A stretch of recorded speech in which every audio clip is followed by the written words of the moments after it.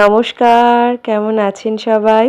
এলিয়ার গৃহকোণের আরও একটা নতুন রান্নার ভিডিওতে আপনাদের সবাইকে স্বাগত।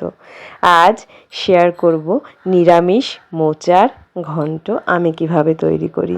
আপনারা অনেকেই অনেক রকমভাবে তৈরি করেন, আমি আমার রেসিপিটা আমার স্টাইলটা আপনাদের সাথে শেয়ার করছি। তো এই যে মোচাটা একদম ফ্রেশ ছিল জানেন তো, কিন্তু বাড়িতে আনার পর দুদিন পর আমি এটাকে ছাড়াচ্ছি বলে একটু কালো কালো হয়ে গেছে। তো ওই কালো যে মোটা ডাঁটাটা থাকে সেটাকে বাদ দিয়ে নিচ্ছি, আর ওপরের ওই যে ফুলটাকে বাদ দিয়ে নিচ্ছি। তো মোচা ছাড়াতে এত কষ্ট হয়, খেতে তো ভীষণ ভালো লাগে কিন্তু ছাড়াতেই বেশি কষ্ট হয়। তো এটাকে না আমি রাত্রে ভালো করে ছাড়িয়ে রাখছি, কারণ ছাড়াতে অনেক সময় লাগে।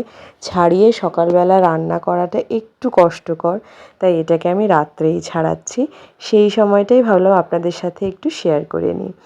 তো এই যে ছাড়িয়ে না এরকম ছোট ছোট কুচি করে কেটে নিচ্ছি। কেটে এই যে আমি একটা হলুদ জলে ভিজিয়ে রেখেছি, একটু হলুদ দিয়ে নিয়েছি, হলুদ জলে এটাকে ভিজিয়ে রাখবো সারা রাত। তো চলে এসেছি পরের দিন সকালবেলা, রাত্রেবেলাতে সব কিছু কেটে টেটে রেখেছি। এবার এটাকে জাস্ট একটা সিটি দিয়ে নেব। মোচাটা ভালোই ছিল, সেই জন্য আর বেশি সিটি লাগবে না, আর আমি ছোট ছোট করেই কেটেছি যতটুকু আমার পক্ষে সম্ভব হয়েছে। তো এবার এটাকে একটুখানি নুন দিয়ে সিটি দিয়ে নেব। হলুদ তো দেওয়াই ছিল। আর মোচার জন্য একটু বাদাম নিয়ে নিচ্ছি, কাঁচা বাদাম। আমার বাড়িতে না নারকেল নেই, আর একটু নারকেল দেওয়া যেত। আর একটু আদা কেটে নিচ্ছি পরিমাণ মতো, আদাটাকে গ্রেট করে দেব। আর দেব আলুটাকে ছোট ছোট ডুমো ডুমো করে কিন্তু কেটে নেব। তো আমার মোচাটা খুব একটা বেশি পরিমাণে হয়নি, সেই জন্য আমি একটাই আলু দিচ্ছি। আপনাদের যদি মোচার পরিমাণ বেশি হয় তাহলে একটু বেশিই দেবেন। আর আমার বাড়িতে না আলু খায় এরম সদস্য সংখ্যা কম, মানে সবাই হচ্ছে আলু পছন্দ করে না। কিন্তু কিছু কিছু রান্নাতে তো একটু আলু দিতেই হয়, আর কিছু কিছু নয়, বেশিরভাগ রান্নাতেই আলু দিতে হয়। এই যে আদাটাকেও গ্রেট করে নিয়েছি, আলুও কেটে নিয়েছি, আর পুরো রান্নাটাই অতি অবশ্যই সর্ষের তেলে করব আমি। তো শুকনো লঙ্কা, তেজপাতা, গোটা গরম মশলা ফোড়ন দিয়ে নিলাম। নিয়ে এবার ওটাকে একটু ভালো করে নাড়াচাড়া হওয়ার পর জিরে ফোড়ন দিলাম। জিরেটা একটু ভাজা ভাজা হলে হলুদ দিয়ে তারপরে কিন্তু আদাটাকে দিলাম, নাহলে না আদাটা একদম দলা পেকে যায়। আদাটাকে ভালো করে ভাজা ভাজা করে নিলাম, আদার কাঁচা গন্ধটা চলে যাওয়ার পর আলুগুলোকে দিচ্ছি। আর হাই ফ্লেমেই কিন্তু আমি এগুলোকে ভেজে নিচ্ছি।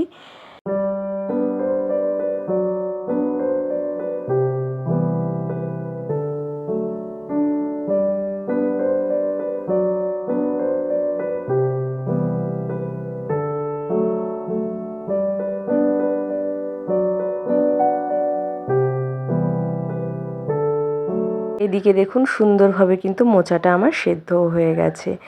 আর ওই যে আলুটা যে ভাজছিলাম তখনই কিন্তু কাঁচা বাদামটাও দিয়ে দিয়েছি। বাদামটা ভাজতে তো একটু দেরি হয়, তাই তো ভালো করে কিন্তু এটাকে এবার নাড়াচাড়া করে আলুটা গলার জন্য একটুখানি সময়ের জন্য ঢেকে দিয়েছি। এবার ঢাকনা খুলে ড্রাই মশলাগুলো দিচ্ছি, একটু ধনে গুঁড়ো, একটুখানি জিরে গুঁড়ো দিলাম, দিয়ে এবার হালকা একটু জল দিয়ে ভালো করে কিন্তু নাড়িয়ে নিচ্ছি। যেহেতু আমি শুকনো মশলা ব্যবহার করেছি সেই জন্য একটুখানি গরম জল দিয়েছি। আর আমি আমার প্রয়োজন মতো লঙ্কা দিচ্ছি, বাড়িতে তো আমার বাচ্চা আছে তাই একটু কম দিচ্ছি, আপনারা আপনাদের প্রয়োজন মতো নুন আর লঙ্কাটা কিন্তু দেবেন। তো লঙ্কাটা দিয়ে ভালো করে একটু নাড়িয়ে চাড়িয়ে মিশিয়ে নিচ্ছি। আমার না মনে হচ্ছে আর একটু হলুদ লাগবে, কারণ ওদিকে তো মোচাটাও দেওয়া যখন হবে, তাই খুব অল্প একটু হলুদ দিলাম। হলুদ দিয়ে নাড়িয়ে চাড়িয়ে নিয়েছি। এবার এই যে মোচাটাকে গলে তো গেছেই, আমি হাত দিয়ে আর একটুখানি ম্যাশ করে করে দিয়ে দিচ্ছি। তো ভালো করে এবার মোচাটা দিয়ে মিশিয়ে নেব।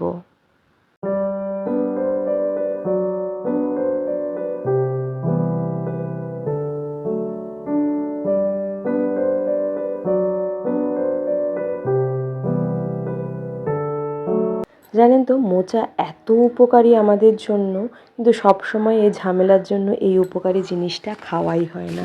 মোচাতে যেমন প্রোটিন থাকে তেমন ফাইবার আছে, কার্বোহাইড্রেট আছে, ক্যালসিয়াম আছে, আয়রন আছে, ভিটামিন এ সি ই আছে, তার মানে একটা একটা সবজিতে আমরা কত কিছু পাই খেলে পরে, কিন্তু ওই ঝামেলার জন্য খাওয়াই হয়ে ওঠে না।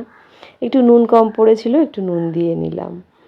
আর একটা কি জানেন তো, মোচা কিন্তু খেলে, দীর্ঘদিন ধরে খেলে আর কি, রক্তশূন্যতা দূর হয়ে যায়। মেয়েদের জন্য ভীষণ উপকারী এই মোচা, থোড় এই জাতীয়, কারণ মেয়েদের তো একটু রক্তর পরিমাণটা কমই থাকে শরীরে। তো কথা বলতে বলতে দেখুন ঘিটাও অ্যাড করে দিয়েছি, ভালো করে মিশিয়ে নিয়েছি। মোচার ঘন্ট ইজ রেডি টু সার্ভ। কথা বলতে বলতে, গল্প করতে করতে খুব তাড়াতাড়ি মোচার ঘন্টটা হয়ে গেছে। খেতে কিন্তু দুর্দান্ত লাগে, একটু ঝামেলা হয় কাটাকাটি করতে। আমার এই রেসিপিটা আপনাদের সাথে শেয়ার করলাম। কেমন লাগলো অতি অবশ্যই কমেন্টে জানাবেন। আপনাদের সুন্দর সুন্দর কমেন্ট আমাকে অনেক বেশি মোটিভেট করে আরও বেশি বেশি সুন্দর সুন্দর রেসিপি নিয়ে আসতে। তো আজ এই অবধি, আবার দেখা হবে অন্য কোনো দিন অন্য কোনো ভিডিওতে। ততক্ষণ পর্যন্ত আপনারা সবাই ভালো থাকবেন, সুস্থ থাকবেন, আনন্দে থাকবেন, আর অতি অবশ্যই আমার পাশে থাকবেন।